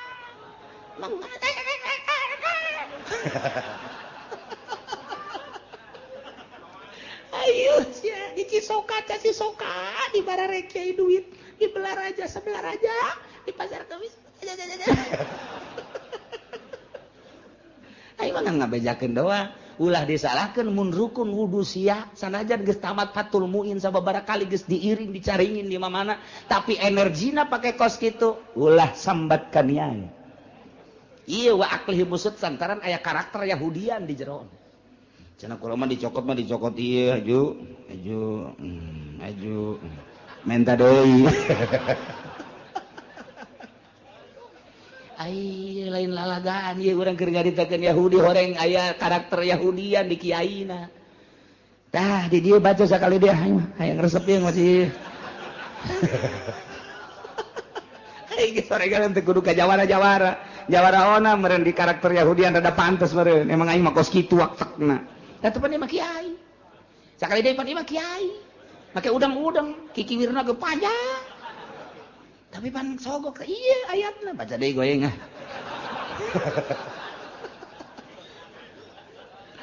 besi can kabacaeun deui ku kiai atuh magaring nu kamari mah teh aya ku hadir sia nyawan we teh kiai cenah lain nyawan we aing nanyakeun saha kiai nu hadir kiai anu tikukun aya anu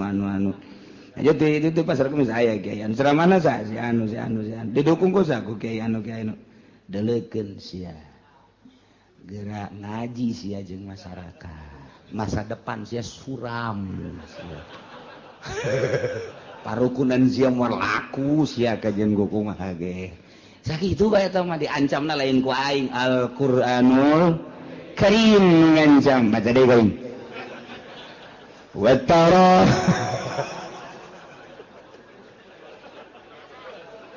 aduh lo bagi itu Cisoka yang ngararaji kamari dibere duit sial jajagan atuh ieu mah jeung kiai batuh ka dieu aya loba mah duh masya Allah inggis lain masalah ilmiahna apikna baheula mah boro-boro disogok aya tek bae nu ekah embungeun ngadaharna kunaon can bisa ilmuna baheula korban teh set embung kurang can bisa ieu narimana ilmuna beusi salah ieu teh pan ibadah lain daging sambarangan ku ari mah pan kiai ngatuh ceker ka ditu ka ditu tanduk kulit babagi ka ditu dagingna ka imah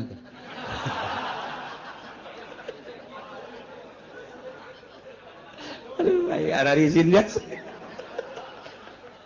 aduh Gusti Allah Biasa lain ilmu mah babarin mentak cekolot baheula babari ngaji mah nu hese make na ta eta kos kitu kuari cara petang jasa teu masantren ge kuari jadi kiai Haji Oma Irama teu kadege jama santrena sugan kadenge di Cisoka masantren henteu tapi jadi kiai atuh kiai bae ka ditu henteu saha nu nyalahkeun eueuh ngan saha nu deuk nuturkeun hukum meunang di kiai haji dan kiai-kiai sederetanana lain ngahinakeun mangga hak masing-masing teh dakwah mah tapi kudu ngaragap dada di mana aing mah santren baheula dakwahna atuh kenyana mah kuduna di panggung bae di panggung bae dakwahna teh ulah di masjid jangan mah jeung geus ngadengekeun ge make anting make kongkorong ka dieu tah kongkorong emas kongkorong anjing dipake ku nyana kitu atuh dakwahna marilah kita dengarkan jeng jeng jeng nya anda dakwahna kos kitu ulah di masjid make sorban ulah lain potongan atuh nyana tah kos kitu jadi nya nama dakwahna dengarkan ya tidak ada Tuhan selain Allah la ilaha illallah ayo Gusti Allah henteu salah ngan kos kitu dakwahna sek sugan hiji dua atur milu kanyana ngan haji di masjid make udeng-udeng mah dakwah lain kos kitu sakarakter dakwah teh asal di jerona ikhlas insyaallah nah jelema-jelema nu berkarakter Yahudi watara katsiyam minhum Anjing Muhammad bakal nulung mayoritas ti Yahudi berkarakter yusayyauna fil ismi gegeraan gagancangan musabakohnya nama paheula-heula dina ngalaksanakeun bohong dina ngalaksanakeun berbagai permaksiatan wal udwan jeung zalim wa aklihim musuhat jeung ngadahar barang haram sogokan riba jeung berbagai haram-haram malah barang didele dina kitab kabair teh lamun aya engke di akhir zaman lain lamun bakal jasa hiji sogokan teh teu karasa haram di akhir zaman mah kuari mimiti kamari ieu mah aya ge di DPR doang kemudian di Pemda hayang naik hayang jadi Pimpro dan lain sebagainya nyogok ka bupati kemudian hayang naik guru jadi guru honor hayang jadi guru PS tina jadi guru PS hayang jadi kepala nyogok hayana di kalangan kos kitu bae kitu kene hayang boga naik jabatan polisi misalnya tina beret hiji kana dua tina balok hiji kana balok dua atuh ceuk urang mah nyogok teuing balok di mah aing ge loba panggul we los ku sia tuh tina bintang hiji kana bintang dua datang ke bintang 7 paruyeng nyogok teh mana aya nu henteu nyogok alangan kitu bae dek ke industri masuk ka dieu baheula mah teu nyogok di tahun awal industri masuk ke pasar kemis nu urang nyaho bae sugan make nyogok henteu malah ditambayan ka dieu teh limbahna ge sanu daek teu nyogok mangga lantaran hayang kebersihan di jero pabrikna lantaran dijadikeun ajang kuari mah teh aya wadahna yayasan kuari mah urang teu bisa masuk pabrik langsung kecuali ditampung heula di yayasanana kudu nyogok heula nu 1 juta nu 2 juta nu 3 juta nyogok wancaeng geus apsu pancan sogok menyogok teh geus teu karasa haram nanya ka kiai kumaha aja teu bisa lamun teu nyogok mah teu naon kunaon bener kiai bener pokona mah ka dieu we unggal bulan ngadoakeun cek dina teh teh kiai oplo deui sarwana kudu tegas kiai kumaha ieu lamun teu nyogok teu bisa ulah haram hideuk sabode sia eta mah geus nyana di alam ku Gusti Allah oh berarti tegas adapun nyana dek durut dengtur urusan nyana ulah kieu puluh kiai kumaha aja lamun teu nyogok mah teu bisa nya teu bisa heuh nya hese nya oh kiai yang teu bisa jasa atuh tenan naon lah sekali-kali mah tenan naon. Kasihan lamun geus asup atuh ka dieu sering mau jeruk ka aing nya. Tolong kiai mah. Potongan goblok gawe. Eta kiai Allah mah lain kitu. Kiai teu bisa ieu. Mun urang jadi Pemda teh mun teu nyogok teu bisa eta haram. Geus. Balik cenah nurut teu nurut urusannya ana. Ngan kiai di alam ku Gusti Allah. Oh, cak Allah kiai aing sia. Naik derajat sia. Rajan teu boga mobil, masalah guys.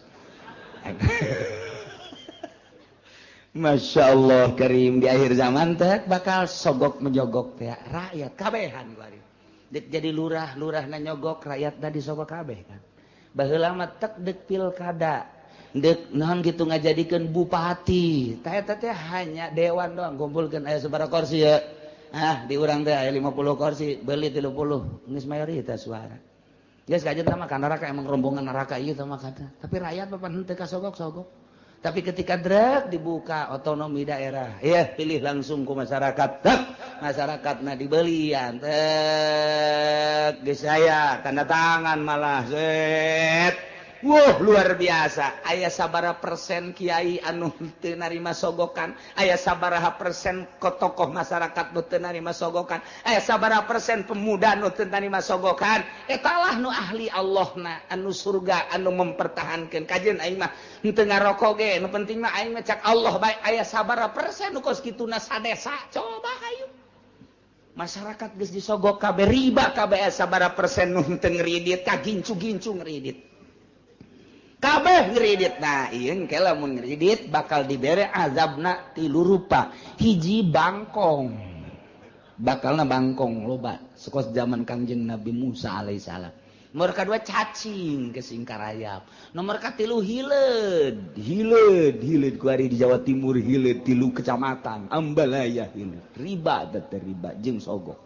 Nomor kaopat opat perkara ieu keong bakal keong mah geus loba di Karawang baheula di Bandung di Garut di Tasikmalaya asal geus Ambalaya riba jeung sogok 4 perkara hiji kodok nomor kadua cacing nomor katilu hileud nomor kaopatna keong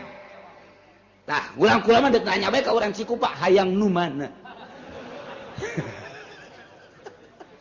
hayang nu mana eta siksa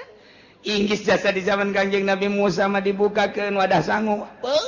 Bangkong. Urang asup ka kamar teh anggal segala rupa piinu ku bangkong kamar asal di kaluar-luarkeun timbul di bangkong hese. Teu bisa sare di kursi bangkong di mana bangkong bae. Ieu keur masak ngagolotrok bangkong di dinya. Masyaallah, ai geus azab mah kos kitu. Iki cacing. Tah kuari coba eta di Jawa Timur ya Allah ya Rabbi. Hileud garayap di kaluarkeun hileud deui beak daun-daunan beak tatangkalan ka imah-imah. Geus sabaraha poe teu bari sasare, nyilib sare ge. Moal bisa ku kitu ya mah jak kudu tobat ka Gusti Allah Subhanahu wa taala geus dimimitian ku tsunami Aceh urang teh kemudian ku bitu gunung ku gempa daerah berdaerah kemudian di Jepang anu luar biasa diurang saeutik deui hampir jasa ieu nu mantap kudu loba istighfar ye Banten teh keur diancam bae ku Gusti Allah ulah beusingan ngomong leuwih teuing ieu teh rempan jasa ieu Banten teh hiji Merapi kadua ieu aya goncangan naudzubillah min dzalik wa min Zalik begitu diteropong ialah 2 sogok dan kredit geus Ambalaya persentasina teh geus meludak anu luar biasa mantap lobakeun maca eta teh la ilaha illa anta subhanaka inni kuntu minaz zalimin fastajabna lahu wa najainahu minal ghammi wa kadzalika nunjil mukminin eta bae dikembangkeun ku urang terus beranjeun peuting ieu bahaya sesogok teh geus teu ngarasa haram riswah teh ya ar-rashi wal murtasi padahal ieu pinar nu nyogok jeung nu narima sogokan neraka padahal geus jelas tapi kan kabehan ieu mah tuh tadi ge cek kula sabaraha kiai nu ngomong kula mah ulah dibere duit kos kitu takarak ditambahi doang mending mun gede cepet doang ya bae naon cepet Masya Allah Karim sabaraha ustad malah dikekentongan aku kiai ayo tanggung jawab mama mama tanggung jawab kayak di akhirat ku mama disafaatin lain safaatin ayo geus ku mama geus ulah ngadengekeun kiai kiai nu ngaharam-haramkeun jeung mamang ke ka neraka jahanam budak di akhirat di akhir zaman geus kos kieu nah nu riba geus teu didengekeun malah kiai nu nentang kana riba tidak ada ieu mah hanya dimuajalkeun riba nu kumaha nu teu riba geus dibahas teh kos kitu teh muamalah riba tapi tetep bae kiai nu nentangna sabodo teh nah ieu di akhir zaman bakal Ambalaya nu kos kitu engke diberena 4 perkara di samping nu tadi teh iza zulzilatil ardu zalaha digunjang ganjing tanah kuat riba jeung riswah teh Ambalaya bakalna zulzilatil ardu zilzalah wa akhrajatil ardu athqalah nah eta digunjang ganjing ku urang geus kadeuleu ku mata ieu geus kadeuleu jasa ti mimiti tsunami datang ka gunung datang ka goyang-goyangna sagala rupa geus tapi tetep baik urang teh ditegor ku Gusti Allah, dinasehatan ku sungut mah geus teu bisa dinasehatan langsung ku gempa ku Gusti Allah, tetep bae teu kana nasehatan buang kawarah jasa. Pohara ya antara sogok jeung riba teh pohara jasa. Masya Allah, berarti ya ambisina geus ambisi duniawi kabeh. Timimiti kiaina geus puguh pejabat lama atuh geus tinggal digoyangkeun bae ku Gusti Allah. Jacak Allah teh eta mah siksaeun aing. Sia ngarunya-ngarunya ka bapa sia, ngarunya-ngarunya ka anak sia teh mah siksaeun aing cek Gusti Allah. Balikeun gebrek sekian ribu pae. Banjirkeun, tsunamikeun, emang siksaeun aing cek Gusti Allah. Kajeun teh aya ahli aing hiji mah ku aing jadi salametkeun ieu tah mah. Dipilihkeun ge kan kadeleuna doang ku mata. Ambalayana ieu teh mata sing hade jasa sing hade. Ieu geus kadenge ku urang teh kamari ieu mah atuh keong. Ieu kuari mah ieu masyaallah hileud bulu atil kana geus 3 kecamatan kuari lain tambah merembet geus 4 kecamatan. Beuh mun diliwat di Jawa Timur dek bae ka Tangerang na Cikupa Jaya Citra pan di dinya mah. Pasar Kemis mah moal diliwat ka tikus sepatah. Aman pasar Kemis ka ditu karaje. Tinggal pasar Kemis doang sakaligus ke. Jayapuri cenah di dinya. Aduh Gusti naudzubillah min zalik wa min zalik la ilaha illallah hese jasa hanya beberapa gerintil tapi tetep bae aya bae nu tersentuh haram disalametkeun diri urang anak urang pamajikan urang eureunnan urang ngeureudit salametkeun urang tidak sogok menyogok sabaraha sia aya nu nyogotna beureut sabaraha 200.000 mah naik atuh 500 mah naik atuh 1 juta 1,5 juta lah. Tawar menawar Gusti Allah. Dan mantap kurang ieu mah sakadar nyaritakeun ti pemerintahan mah geus tiba heula sogok menyogok. Guru-guru geus tiba heula sogok menyogok teh nya. Kemudian lapangan kerja Tanjung Priuk dan lain sebagainya geus ti heula tah sogok menyogok teh. Limbah pabrik nu tadina digratiskeun lantaran ayeuna mah aya kamangpatan nu luar biasa sogok menyogok malah jadi huru-hara gede. Kuari mah nu endek asupna ge make sogok menyogok dek milih pemimpin ge sogok menyogok mana kuari nu aman tina sogok menyogok. Mana henteu aya nu kieu saurang bae lah aing mah geus mah seperti gitu disogok ieu bawa bae ka ditu ke milih makulah kumaha teh bae itu teh tawaran kredit teh mal sada bagus teh jelema teh bagus teh hampang teh ibadahna ka Gusti Allah pasti jasa hampang aman tina sogokan aman tina kreditan eta karakter Yahudi teh kos kitu teh musabakoh gagancangan guru-guru dina ngalaksanakeun dosa zalim jeung ngadahar sogok-sogokan termasuk riba-riba lebih sama kanu ya malu yakin panggoreng-goreng na pagawean Yahudi nu dipigawe kunyana model tadi emang eueuh kiaian di Yahudi emang eueuh kiaian di Nasrani laula yanhahumur rabbaniyun wallahu a'lam.